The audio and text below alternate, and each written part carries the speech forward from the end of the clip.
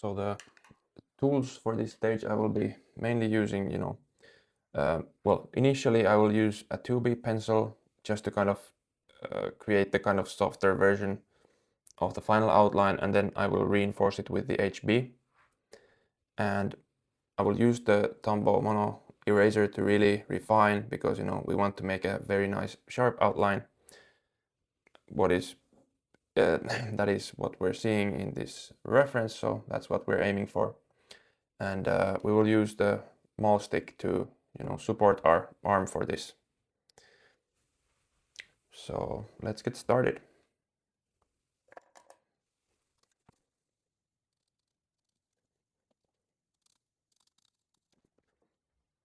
So as you can see, I'm only going slightly darker than what I have the shadow here, so I can get a let's say more accurate outline for me to compare, which I will then start pushing around to match the outline here. And then I will finally reinforce it a little bit darker, so we don't lose it during the next stage when we will, well, after this we will refine the edges of the shadows, but after that we will then tone in the darker stuff, so we don't mind having a dark outline after this stage.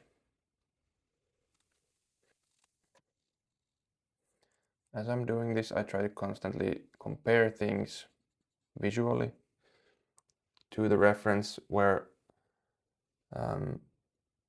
so that I don't just trust what I have here, but actually still look at these widths compared to the plumb line, all this kind of stuff. Of course, if I have a very nice measured spot I can trust, then I will work with that, of course, but these parts that I have not mapped out by measuring, I will try to work visually.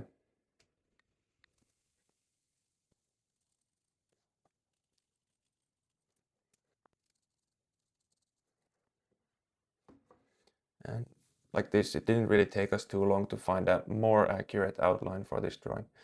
And now this is starting to look a bit ragged on the edge, so because I'm not making one definitive stroke, but I'm still kind of using multiple lines to create these curves and all this stuff. So we want to clean it up, at least eventually. It's not necessary to do now, but if it's a bit distracting, how undefined these lines are on the edges, then do clean them up.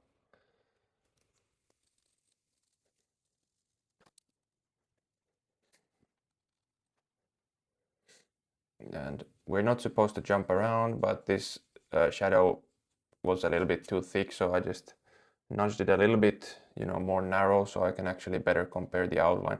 So I'm not doing this without reason, but rather to help myself then visually compare this width and outline to the stuff I have down. So I feel like this is now a little bit too much on the outside.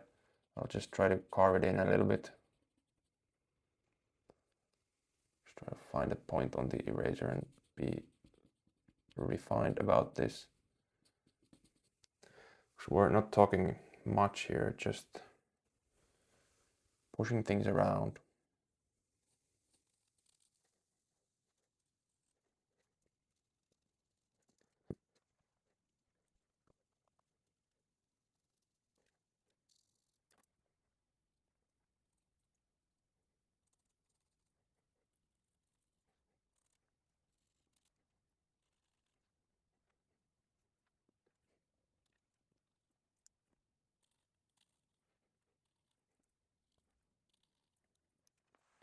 So what I'm doing here is I'm actually, defining this just by eye. So yeah, it's not going to be as accurate as it would be when you're measuring it out, but I feel it's just going to be a little bit faster for me. So I'm just doing it that way. But you should really find out these high points and low points maybe in the construct stage. So you don't have to really guess the curvatures. I'm comfortable with leaving this a little bit less accurate than maybe one would hope as the end result, because I've done this a couple of times already. I think like 5 Bargues with intention before, so it's not really about practice for me, it's about demonstrating. But this is a nice refresher, let's say, to do this again. Just an anecdote, but I think there's a story that, you know, Van Gogh and Picasso and all these artists who are famous have actually done these bark plates, but they didn't really do it, you know, with this much attention. I think they just copied pretty quickly, and I mean, I think it's said that they went through the whole course, you know. There's like 100 something plates like this that one copies, but that would drive anyone nuts if you're doing it like this. Originally these were done large in charcoal, just visually with the side size method, but this is a different kind of approach with different goals, of course, as well. I've defined the goals before already, but you know, just a refresher, it's to actually learn to control graphite in a very, you know, refined way, and also just learn discipline, because this takes a bit of time.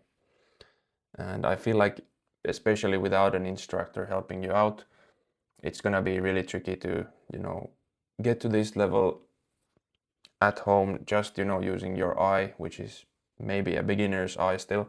It will get better at spotting things, but you know, it's difficult. I want to save you a bit of frustration by showing you this method.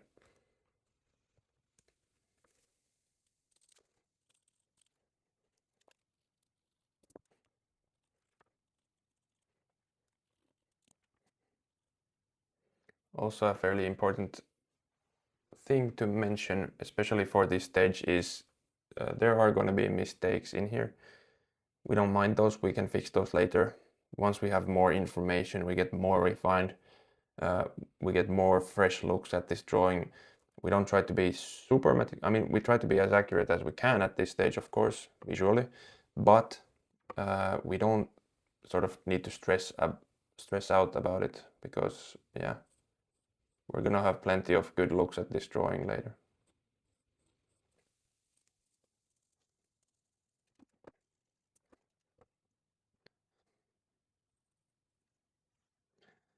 And maybe sometimes you lose the point you've measured from when you're doing this, you know, working on the outline where the points are situated.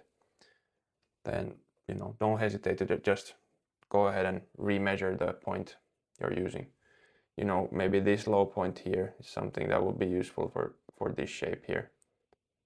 But also, I'm trying to sort of hone my own eye here a little bit as well, just kind of get used to this way of working again. Maybe drawing hasn't been my focus for a while since I've been painting. So it's good to, you know, return to this and try to really push my eye for spotting mistakes.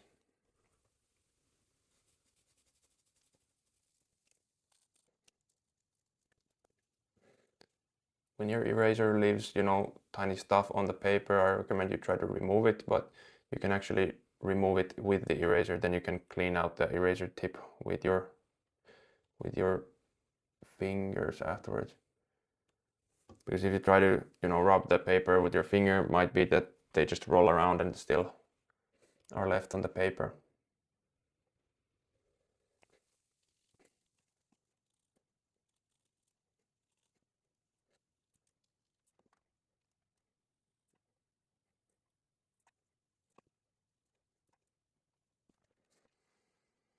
All right, I will explain a little thing I'm using here to kind of finely compare these shapes, because this is, you know, it has a lot of curves and it is a pretty particular shape. What I'm using here is something where it's a trick you can use for seeing shapes easily, or more easily, let's say. What I see this kind of being as is a face with a nose, you know, and maybe a bit of the upper lip or something of the sorts. So I see it coming out here. There's the forehead, you know, the nose, and it kind of angles downward. And then there's the upper lip kind of coming out of there. So by seeing these things, you can easily compare those to the shape you're having then, because you can start putting words to describe the things you're seeing, where you could say, you know, the nose points a little bit more upwards on the reference, where mine is a little bit, you know, it's pointing downwards a little bit. And you could say the nose is too long, you could say the nose is too short, the lip is too long. Maybe mine is a little bit, you know, this upper lip portion is a bit shorter than on mine, so maybe I need to shorten it a little bit by bringing outward this segment of the back muscles here.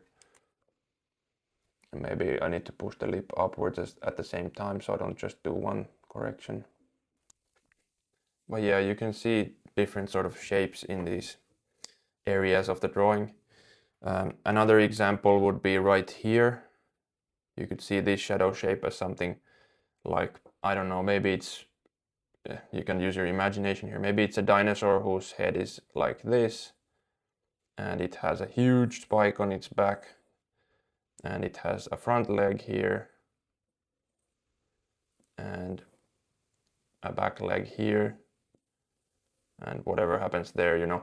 And you can compare this shape to the thing you have over here. We'll do that when we get to the articulation of the shadow shapes. We'll refine this shape a little bit more, but you can already use that when blocking in these shadow shapes. And for this shadow shape over here, we can also do that, you know, compared to this one. We're not super close on this one. Maybe, you know, this feels a little bit thicker than it needs to be over here.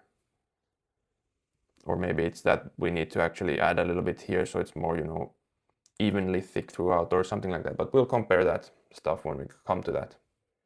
But these are handy little things. You can see, you know, little dinosaurs or whatever animals or faces or something in these shapes. And when you visualize them like that, it becomes a lot easier to compare the shapes. You know, you can name those things. It's not just this thing is maybe, is it thick? Is it round? Is it pointy? When it becomes a dinosaur head, you can say, okay, it kind of tapers there and it's a little bit fuzzy on this edge, but you know, we can see maybe this is too pointy, this angle, maybe it's okay, but the leg continues a bit higher, and then we make it a little bit rounder towards the edge.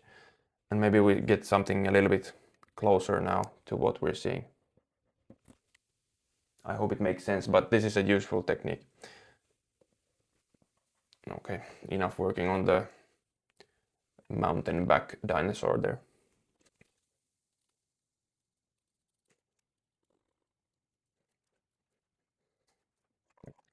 Maybe now I'm switching to the HB pencil.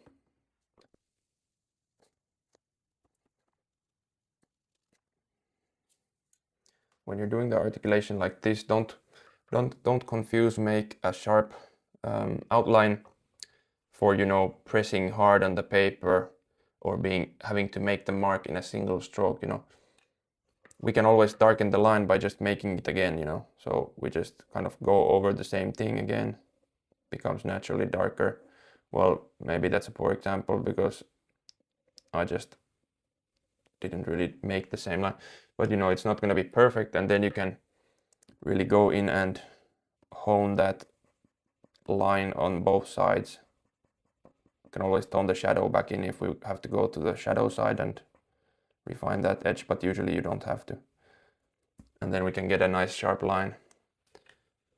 And maybe we have to go back and do a little bit more on that, but that's what you'll see me doing on here.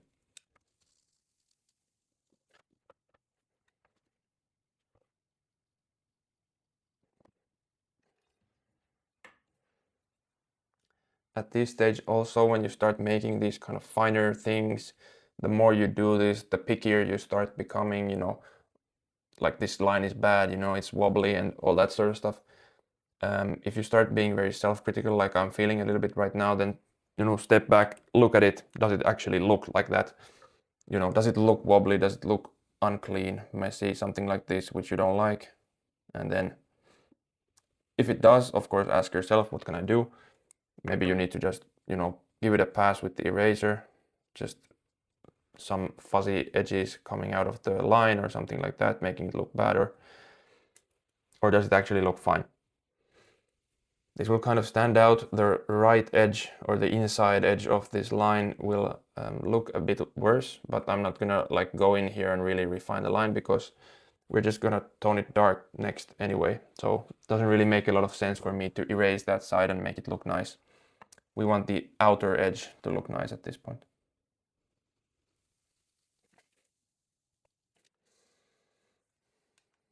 So I think there's like two good approaches for doing this.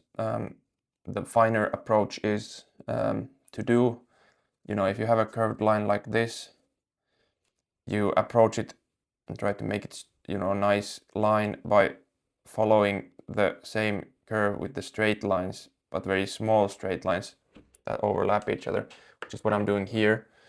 It's harder to see because there's tone underneath and it's already like following a ghostier line. We can actually just go in and, you know, kind of just for demonstration's sake, just do straight lines like that. But of course, I'm going to be a bit more refined over here. And, you know, there is the risk that you press a little bit too much or leave gaps between the lines and all this kind of stuff. So, you know, you can pick your technique for this.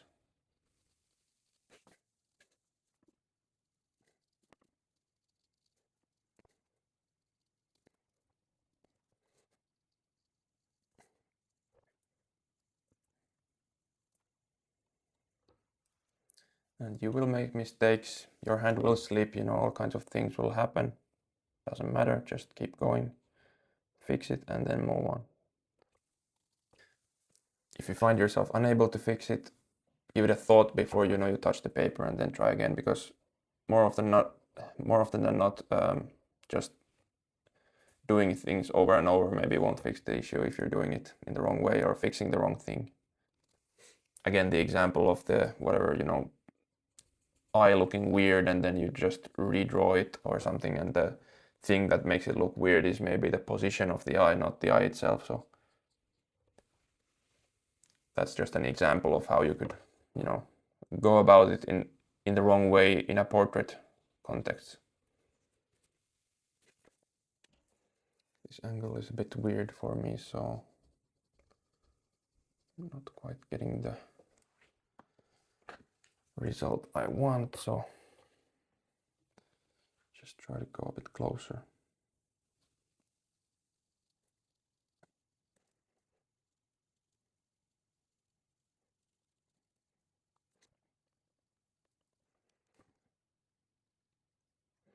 You know, as I get warmed up to this, then, you know, I feel like I'm doing a better job, so I kind of went back where I started and redid that one as well, and it was way quicker. So yeah, I think this is the kind of quality you could expect. So yeah, it doesn't have to be perfect. Here I'm noticing something that's bothersome, so let's just kind of fix this place over here. This is actually a little bit too far out, so, and this is a place where we get a thick line, you know, and this is where the mono zero or any, you know, I don't know if there's other brands, but probably there are, but this is where it really shines. You carve the lines from both sides, and you compare like which side should I carve from a little bit more, and then finally you will arrive at a pretty much perfect curve for the thing you're trying to represent. Pick those out so you can see. So now it looks pretty good. It's not perfect, but you know, it's pretty close. As I said, I have to just go back and touch it a little bit more, so as one does.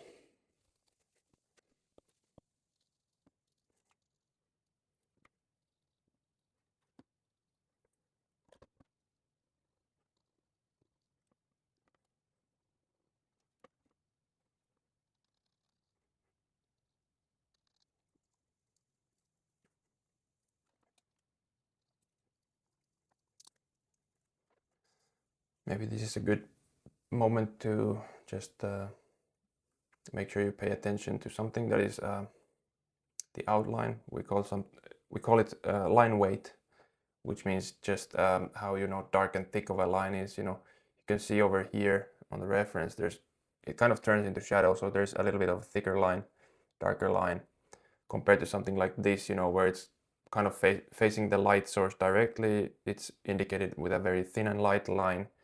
Just kind of, you know, make full use of the tool we have for this project. So lighter lines, thinner lines in the places where it's light. It's kind of, you know, we kind of need to indicate something there, of course, but we don't want to make things super dark.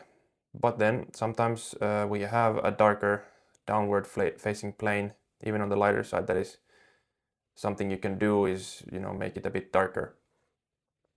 And you can see it being done maybe a little bit here. Maybe it doesn't translate too well because these planes don't really face too much away from the light, but you know, and maybe this plane is facing very much towards the light, but it's still kind of dark. So I'm not sure if it's intentional, but it's something you can do. Or maybe it's just because, you know, printing. I mean, this is a lithograph as well, so maybe it was done on the initial drawing, but doesn't translate too well. Here there is a little bit of overlap on the trapezius with the outline, so I'm just gonna indicate that as well.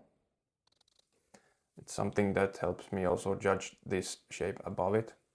And also it's pretty important because there's a lot of modeling happening here. So if we just kind of ignore this information over here, we maybe, you know, get into trouble a bit later. So yeah, we're gonna work on that in a moment, but let's just try to get it in place properly. That was a bit, you know, a bit poorly placed. There's also a little bit of overlap here on the deltoid. This helps us, you know, indicate some form and 3 dimensions just with lines, basically, because now we know that this is in front of the trapezius going kind of behind it on this outline here. So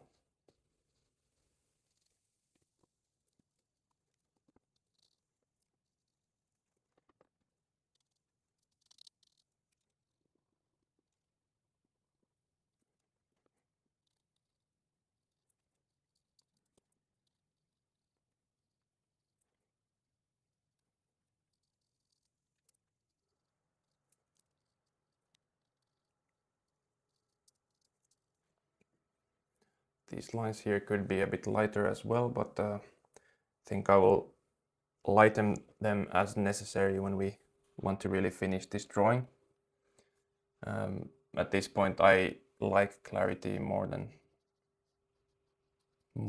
you know, the niceties of the line.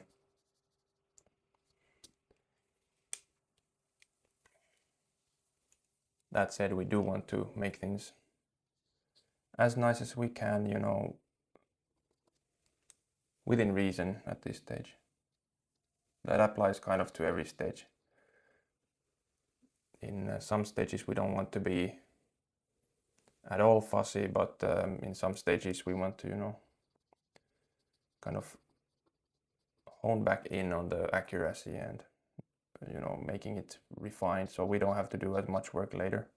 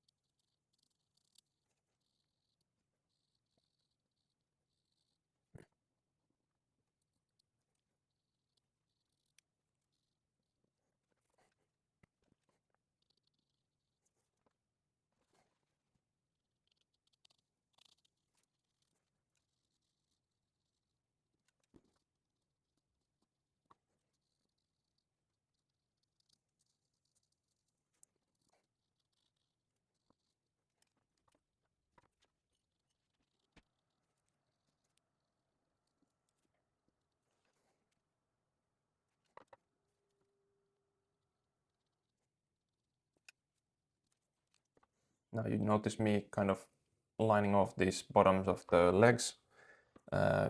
You'll see there is no outline, but it kind of gives me a reference on where to tone this pedestal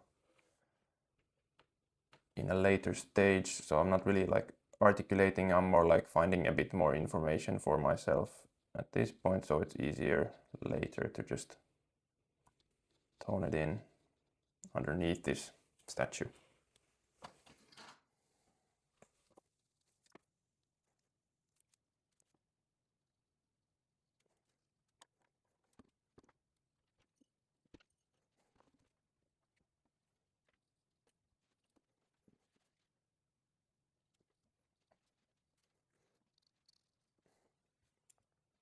I guess at this stage we're kind of starting to approach just a place where it's just drawing, you know, finding more information and trying to put it down accurately. And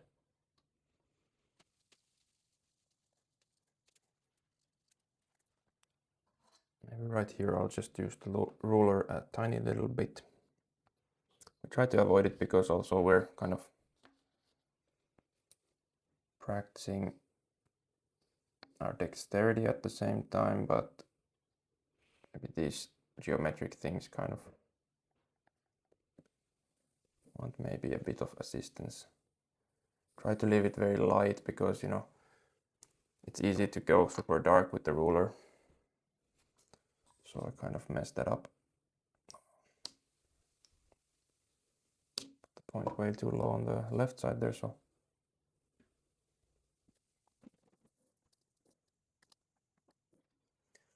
Also, kind of thing I was recommended by my teacher is then to, you know, go over the line just by hand and rework it so it doesn't look so, because especially you look at this thing, it's not really super straight, it's kind of wobbly, but we want to kind of remain in the correct ballpark of it being straight, like it probably originally was when the statue was made. But if we put the line in there, I mean, we're probably gonna lose a bit of this line anyway, so I'm just kind of laying it there somewhat, maybe a bit too dark, but I know the coming stage of toning this in, we'll probably lose a bit of this linear information anyway, so might work out pretty nicely. Now maybe for these longer, straighter lines, this is a good approach to use the ruler as a kind of base and then just work over it again. But as I was saying, there is a bit of wobble to these lines regardless, so we don't really mind that. We don't have to really, I suppose, go in and copy every wobble because essentially it's straight. These are what I would call maybe imperfections of the drawing, which make it nice to look at, you know, as opposed to something very mechanically straight and perfect. It loses a bit of something, you know. That said, I'd love to be able to draw a mechanically straight, like ruler made straight line with just freehand, but that would take a bit too much practice.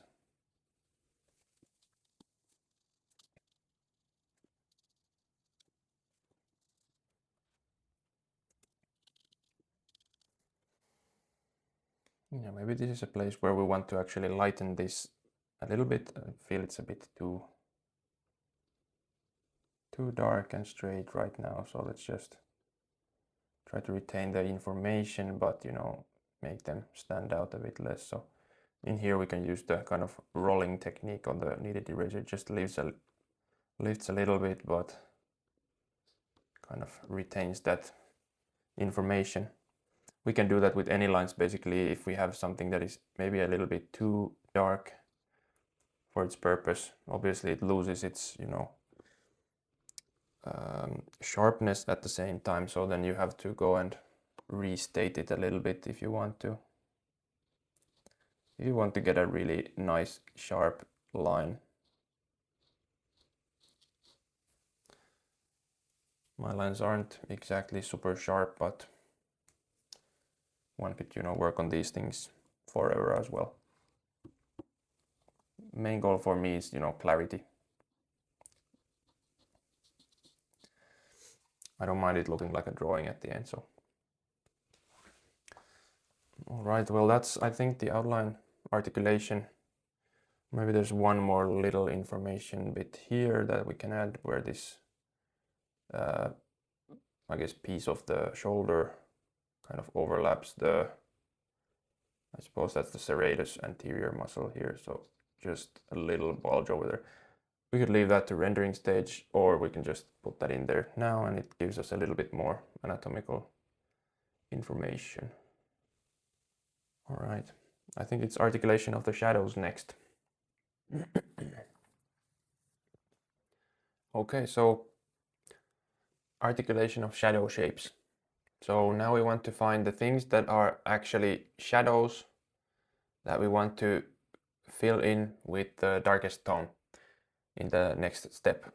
As I pointed out earlier, this shape right here, it can be toned in as a shadow, or it can be toned in at the sort of halftone phase of things. Maybe I'll just put that in at this stage, since it is, I think, actually a shadow. And just for clarification, of course, I should have made this decision already at the construct stage when I was mapping out the other shadows as well, but I kind of, well, I didn't really consider this a necessary thing, but you know, I think this is where you can make a choice as well. So at this point, let's just fill this in with some tone very lightly, you know, in the ballpark of the tone that we have on the other shadows as well, so we can see. And now we want to actually find the accurate shadow shapes. There's probably some shadows in here in these kind of forms left by the back muscles, but we'll treat those as halftones for now. So we'll come back to those at a later stage. Yeah, maybe this one here on the trapezius actually feels more like a shadow, so let's just put in that one. In general, the more you get in the earlier stages, the better, since you don't have to then make decisions with those at a later stage when, you know, it might take a bit more to move things around since you've already refined things a bit. So here we just start looking for these forms, and what I'm basically trying to do is I'm trying to actually keep it soft, and you know, we don't outline the shadows, but I'm kind of trying to map them out with more accurate sort of bedbug line, let's say. And then of course, if we have some extra, we'll take that stuff out. But during the next step, we'll be toning in the form, or well, during an upcoming step on the lighter side of things. The very next step is we tone these very dark. So basically we need to just articulate, and we will be left with a simple flat shape of a dark tone. After that, we start modeling the form, and at that point we'll lose some information here anyway, but we want to, you know, find this information at this point so we can then come back to it later easier. You know, we made those decisions already. A place like this, you know, it requires a bit of decision making. Where does the edge of the shadow go? I kind of decided it's going here, as you saw on the drawing here. And this is just the dark halftone area, as well as this. You know, treating them as shadows wouldn't probably change much, but that's how we're gonna do it this time.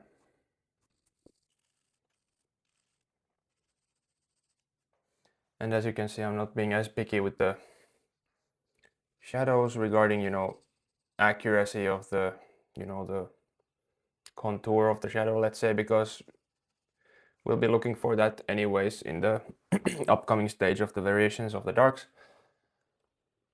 Because during the form modeling, big form modeling stage, we actually lose a bit of the outline of the shadow anyway.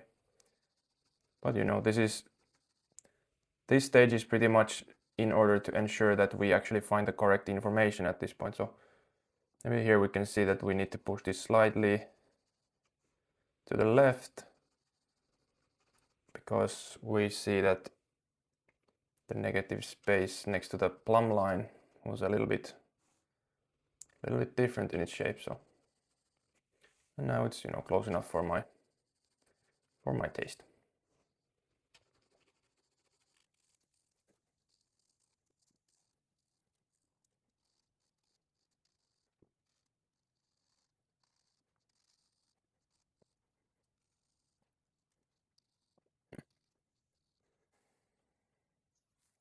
Let me reiterate that this stage isn't really just about, you know, darkening the outlines of your shapes, but it's rather, you know, refining those shapes. So don't just go over them, you know, with a darker tone. That's pretty much useless. We don't really need to do that. But what you want to really do is just try to find the accurate shapes of these things. So we're back at this dinosaur shape. So for me, it's looking pretty close when I compare side by side. Maybe this shape on the left was looking a little thick. Now it's better. Also, these dark halftones with the turning form also always deceive your eye a little bit.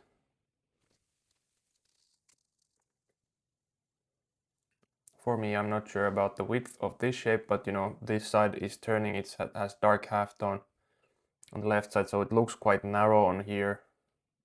This feels a bit wider, but if I try to compare to the length of the head of my pencil, maybe this is actually a little bit wider. So maybe we can just take a measurement, you know. Since we still have the plumb line, actually, we can measure. Yeah, the whole width is pretty much okay. So I guess what we're gonna do, the only thing we can really do, since this side looks fine, is push this side a little bit in. And maybe it's not the whole side, but it's just this edge kind of slants more.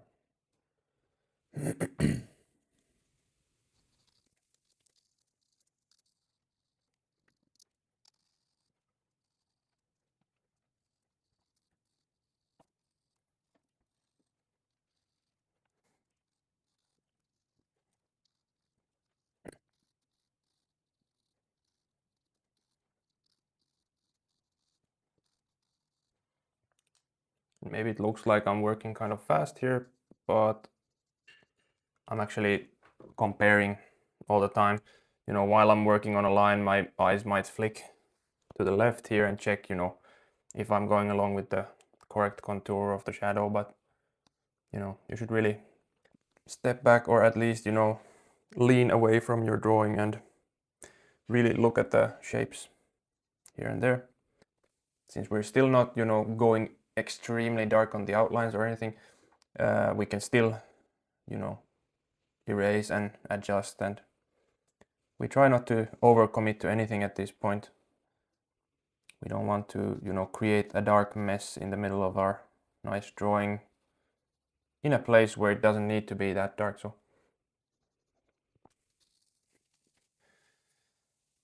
but we want to have this basically the areas that we're gonna fill in shadows, we want to have those pretty accurate, because the next step is basically the point of no return for many areas. If we fill the tones in the wrong place, it's not gonna come fully off, because we're really gonna work it into the paper. And that's why you have to make sure these things are in place before we actually start putting in the larger amount of tone that we're gonna do next. We went over the tools before, so we're gonna apply graphite and use the stubby brush to really smooth it out and make it dark. So that's why we want to be very committed to these shapes.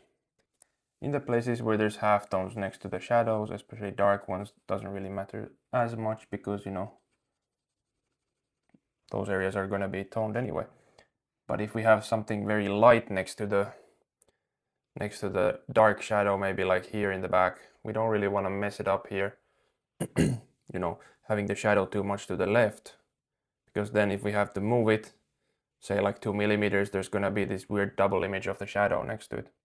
So if and when you're going through this project, just make sure you really focus on having your shapes right here. And I think during every stage you should really try to pay some attention to the stage you're in. Not just try to rush through it, just try to make it as nice as you can and only then move forward.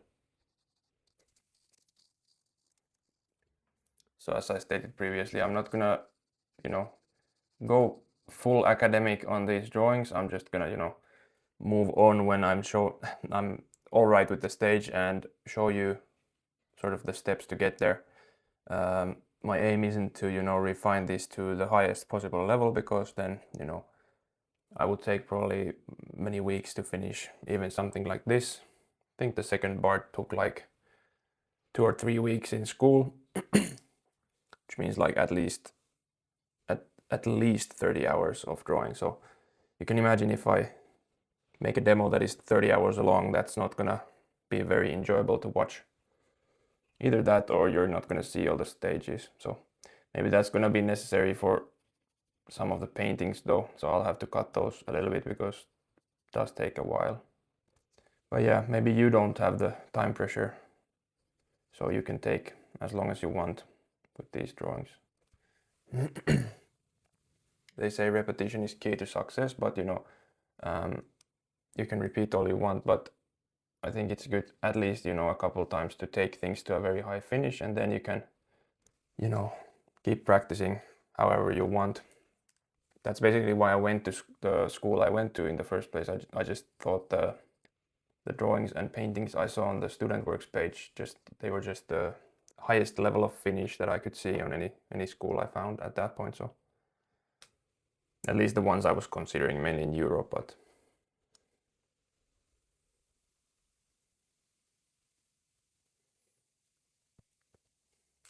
and here I'm just trying to reevaluate everything a little bit.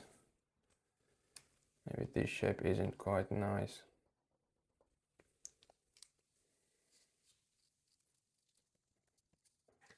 So this is a shadow too, even though it's quite light, because light is coming from here and then it bounces from the white statue right into the armpit area there. You can see a pretty much similar value almost to this one in here, and then there's the bedbug line. We're not going to tone this maybe as dark as we will the other places, because there's such a huge value difference. This is maybe one of those exceptions as well, where you could just, treat it as a halftone, but we'll just put it in at this point. And maybe for this edge here that defines the back, because it's not really like a turning form, the form kind of ends here pretty sharply, and next to it it's just pure light. I'll try to make it a little bit sharper.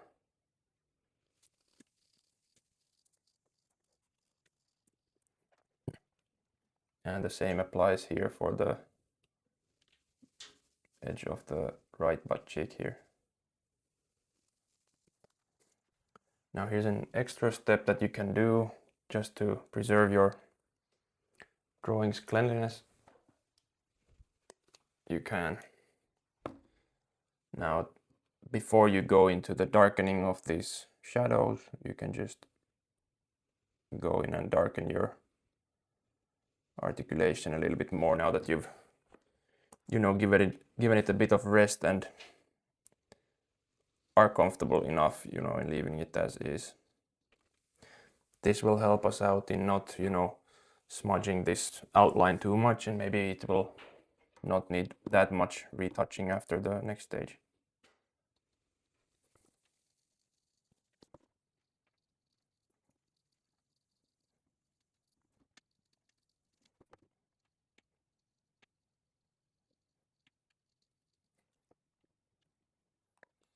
Here I'll just resharpen a little bit. Just try to keep your pencil sharp during this stage.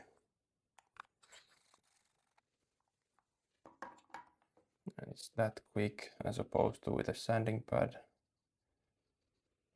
You kind of have to break focus every time you need to actually sharpen. So okay, I have to steady my hand a little bit here.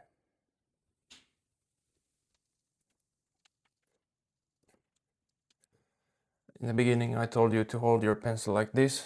It applies for, you know, rougher drawing, but in other places, you know, if you need to go in and really draw it like this, you can. There's no rule that says you cannot. Just try to not smudge your drawing while you're at it, so whatever is the most comfortable and precise way for you to handle the pencil. And it's not the most pretty outline, so I'll just try to go and clean up a little bit. Might have to come back and clean it up anyways after the next stage, so we don't want to be too picky. Just if something really distracts you, then just go ahead and take care of it so you can move on.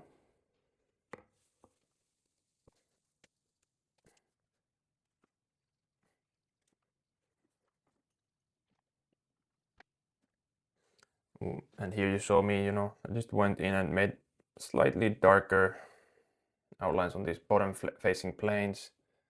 Just gives us a little bit of a nicer feel to this, you know, like there's a bit of variety in the lines of the drawing, as well as I'm going on this kind of shadow back edge of this pedestal here, just putting more line weight on this so it feels like it's darker behind this, even though we don't see the shadow, but we can, you know, we can describe it a little bit. Also, this is facing downwards, so there could be a slight, you know, occlusion shadow or ambient occlusion underneath, making it very dark on the bottom here. Can give it a sense of, you know, not a sense of space, but, you know, the sense that it is actually on a surface where there is kind of a shadow underneath this object. It's not just floating in a void, as it, you know, seems to be with the drawing, or the plate, sorry.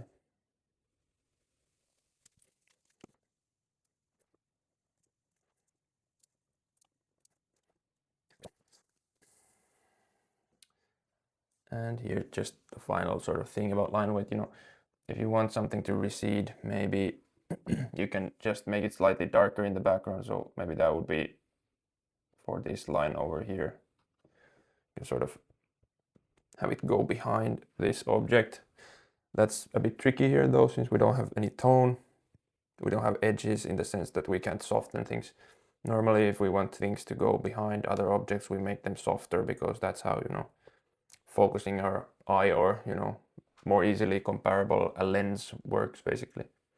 So if we have the focus on this statue here, anything that kind of goes behind this statue in space will, you know, have softer edges, and that's something you'll come to learn in the still life phase eventually when we get there. Okay, let's just really finish things off so I can be happy with this stage. Just make these, you know, lines that are in the shadow a bit darker. This kind of line weight work is also part of the nice finish that drawings like this have.